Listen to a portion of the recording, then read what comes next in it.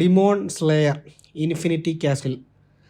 ഇതൊരു ആനിമിയാണ്, എല്ലാവർക്കും അറിഞ്ഞു കാണും. ജപ്പാനീസ് ആനിമിയാണ്. ഇത് എത്ര പേര് കണ്ടിട്ടുണ്ടെന്ന് എനിക്കറിയത്തില്ല. ഉറപ്പായിട്ടും ഞാൻ കണ്ടിട്ടില്ല, കാരണം ഇതിൻ്റെ തമ്മിൽ കണ്ടാൽ നിങ്ങൾക്കറിയാം. ഇതൊരു ഒപ്പീനിയനാണ്, ഒരിക്കലും റിവ്യൂ അല്ല. റിവ്യൂ എന്ന് പറയുന്നതാണ് എൻ്റെ ഇത് ഒപ്പീനിയൻ എന്ന് വെച്ചാൽ ജനറൽ ഒപ്പീനിയൻ. അത് തമ്മിൽ ക്ലിയർ ആയിട്ട് കൊടുത്തിട്ടുണ്ട്. എന്നിട്ട് അത് ശ്രദ്ധിക്കാതെ വന്ന് ഇപ്പം ഫുള്ള് കണ്ടിട്ട് ഞാൻ പറ്റിച്ചു എന്ന് പറയാതിരിക്കാനാണ് ഞാൻ ആദ്യം തന്നെ ഇത് പറയുന്നത്. ഇപ്പം എൻ്റെ ഒരു ഇതല്ല, പൊതുവെയുള്ള ഒപ്പീനിയനാണ്. ഇപ്പം എനിക്ക് എൻ്റെ ഒരു ചെറിയ ചാനലിന് അപ്പോൾ എൻ്റെ അഭിപ്രായത്തെക്കാളും കൂടുതൽ പല സ്ഥലത്തു നിന്നുള്ള അഭിപ്രായങ്ങളാണ് ഞാൻ ഈ വീഡിയോയിൽ പറയുന്നത്. അതുകൊണ്ട് തന്നെ ഇത് നിങ്ങളെ ഹെൽപ്പ് ചെയ്യുമായിരിക്കും എന്ന് കരുതുന്നു. ഇത് ഇപ്പം ഞാൻ കാണാത്തതിൻ്റെ കാരണം ഇത് ഞാൻ പറഞ്ഞില്ലേ, ഇത് ഭയങ്കര പോസിറ്റീവ് റെസ്പോൺസാണ് ഇതിന്. അതാണ് ഇതിൻ്റെ ഒരു ഒപ്പീനിയൻ. ഫുൾ പോസിറ്റീവാണ്. തിയേറ്ററിൽ കാണാനുള്ള പടം ഉണ്ടെന്നാണ് എല്ലാവരും പറയുന്നത്. അതായത് ഇപ്പം ഒരു ആനിമി അല്ല, ഇത് ശരിക്കും സിനിമ, ആ ഒരു രീതിയിൽ തന്നെ കാണാം, ആ ഒരു രീതിയിലാണ് ഇത് എല്ലാവരും പറയുന്നത്. ഇതിന് മുമ്പൊരു 3 പാർട്ട് ഈ സിനിമയുടെ ഉണ്ടെന്നാണ് ഞാൻ അറിഞ്ഞത്. ഞാൻ കൂടുതൽ ഇതിനെപ്പറ്റി അന്വേഷിക്കാൻ പോയില്ല. അതായത് ഈ പടത്തിൻ്റെ മുന്നത്തെ പറ്റി, ഇതിൻ്റെ റിവ്യൂവിനെ പറ്റി അന്വേഷിച്ചു ഡീറ്റെയിൽ ആയിട്ട് തന്നെ. എല്ലായിടത്തുനിന്നും പോസിറ്റീവാണ്. ഞാൻ പറഞ്ഞില്ല, ഒരു ആനിമി എന്നല്ല, അതൊരു റിയൽ സിനിമ, ഒരു മോഷൻ സിനിമ, ആ രീതിയിൽ തന്നെ കാണാൻ ഉള്ളതുണ്ട് പടം എന്നാണ് എല്ലാവരും പറയുന്നത്. അത്രയും റെസ്പോൺസാണ്. തിയേറ്റർ വാച്ചാണ്, തിയേറ്ററിൽ കാണാനുള്ള ഹൈ പോയിൻറ്റും കാര്യങ്ങളും. ഇപ്പോൾ ഒരു സിനിമ കാണുമ്പോൾ നമുക്ക് കിട്ടുന്ന രോമാഞ്ചവും കാര്യങ്ങളും ഒക്കെ ഉണ്ടെന്നാണ് അറിഞ്ഞത്. അതിൽ തന്നെ ലാസ്റ്റ് ക്ലൈമാക്സ് ഏരിയ ഒക്കെ വൻ ലെവലാണ്.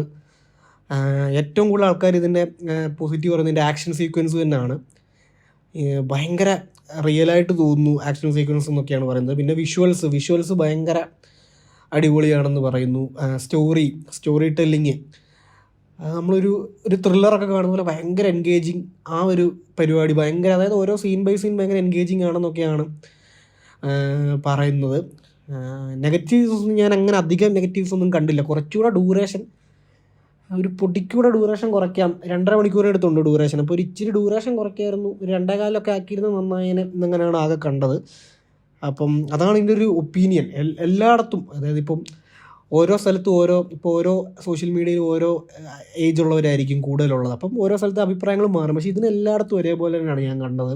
ഫേസ്ബുക്കിൽ, ട്വിറ്ററിൽ, യൂട്യൂബിൽ, എല്ലായിടത്തും ഒരേ അഭിപ്രായം തന്നെയാണ് കണ്ടത്. മെജോറിറ്റിയെ നോക്കുമ്പോഴത്തേക്ക് ഈ ഒരു ഇതാണ് മെജോറിറ്റി പറയുന്നത്.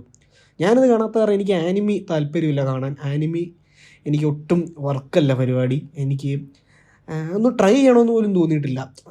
അത് ഇപ്പോൾ എൻ്റെ ഒരു പ്രശ്നമായിരിക്കും. ട്രൈ ചെയ്താൽ ചിലപ്പോൾ ഇഷ്ടപ്പെടും, പക്ഷേ നമുക്ക് ആ ഒരു മൈൻഡ് സെറ്റാവുന്നില്ല ഒരു ആനിമി കാണാൻ വേണ്ടിയിട്ട്. ഒരു തിയേറ്ററിൽ പോയി പൈസ കൊടുത്തൊരു ആനിമി കാണാൻ, അല്ല ഇപ്പം നമ്മുടെ OTTയിൽ ഇരുന്ന് കാണാൻ പോലും എനിക്കങ്ങനെ മൈൻഡ് സെറ്റാവുന്നില്ല. ആ ഒരു ഇതുകൊണ്ടാണ് ഞാൻ കാണാത്തത്. അപ്പോൾ ഈ ഒരു പോസിറ്റീവ് റെസ്പോൺസ് വന്നിട്ട് ഇതിനെപ്പറ്റി ഞാൻ ആദ്യം ഫസ്റ്റ് പറഞ്ഞ പോലെ തന്നെ ഇത് ആരൊക്കെ കണ്ടിട്ടുണ്ടെന്ന് അറിയത്തില്ല എന്ന് പറഞ്ഞാൽ കാരണം എന്താണെന്ന് വെച്ചാൽ ഈ ഒരു ആനിമി ഇഷ്ടപ്പെടാത്തൊരു സെക്ഷൻ ആൾക്കാരുണ്ട്. അപ്പോൾ അവരിത് കാണത്തില്ലായിരിക്കും. പക്ഷേ എനിക്കത് പറയാനുള്ളത്, എനിക്കങ്ങനെ തോന്നിയിട്ടില്ല. പക്ഷേ ഒരു ആനിമി, നല്ലൊരു പോസിറ്റീവ് വന്നൊരു ആനിമിന്ന് നിങ്ങൾക്ക് കാണാൻ തുടങ്ങണമെന്ന് ആഗ്രഹമുള്ളവരാണെങ്കിൽ ഈ ഒരു സിനിമ കണ്ടു നോക്കൂ. അതുകൊണ്ടാണ് ഞാൻ ഈ റെസ്പോൺസ്, ഈ ഒപ്പീനിയൻ പറഞ്ഞത്. അത്രയും പോസിറ്റീവാണ്. അപ്പോൾ അത് ട്രൈ ചെയ്ത് നോക്കൂ. എനിക്ക് പക്ഷേ സ്റ്റിൽ ഇന്നത്തെ എൻ്റെ ഒരു മൈൻഡ് വെച്ചിട്ട് എനിക്കത് കാണാൻ തോന്നുന്നില്ല. ചിലപ്പോൾ നാളെ എന്തെങ്കിലും ഒരു ദിവസം ഞാൻ തുടങ്ങുമായിരിക്കും. അപ്പോൾ ഉറപ്പായിട്ട് ഞാൻ ആനിമി എനിക്ക് വർക്കാവുമെങ്കിൽ ഈ ഒരു ഫ്രാഞ്ചൈസി ഞാൻ കാണും. അപ്പോൾ അതാണ് ഈ സിനിമ. ഓൾറെഡി കണ്ടിട്ടുള്ളവരാണെങ്കിൽ നിങ്ങളുടെ അഭിപ്രായം കമൻറ്റ് ചെയ്യൂ.